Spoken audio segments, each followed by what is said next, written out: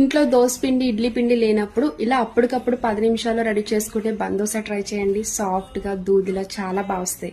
ఇలాంటి ఒక mixie jar లో 1 కప్పు బొంబాయి రవ్వ వేసుకొని మెత్తగా పౌడర్ చేసుకోవాలి. 1 మీడియం సైజ్ బంగాళదుంప ఇలా కట్ చేసుకుని వేసుకోండి. మీ టేస్ట్ కి తగ్గ సాల్ట్ వేసుకొని వాటర్ యాడ్ చేసుకున్నాక దోస బ్యాటర్ లా మిక్సీ చేసుకోవాలి. ఇప్పుడు దోస పిండిలోకి తాలింపు వేసుకోండి.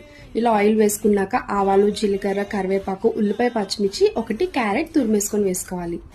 ఇలా పచ్చివాసన పోయే వరకు ఫ్రై చేసుకున్నాక ఈ తాలింపు మొత్తం తీసుకొని దోస బ్యాటర్ లో కలుపుకోండి. పావు టీ స్పూన్ ఈనో గాని సోడా గాని వేసుకోండి. ఇన్స్టెంట్ దోశలు కదండి, కంపల్సరీ వేసుకోవాలి. ఇప్పుడు మొత్తం కలిసేలా కలుపుకోండి. ఇలాంటి ఒక తాలింపు ప్యాన్ పెట్టుకొని ఆయిల్ వేసుకున్నాక 2 గరిటెల వరకు పిండి వేసుకోవాలి. ఇప్పుడు మూత పెట్టుకొని 2 సైడ్స్ కూడా కంప్లీట్ గా కుక్ చేసుకోండి.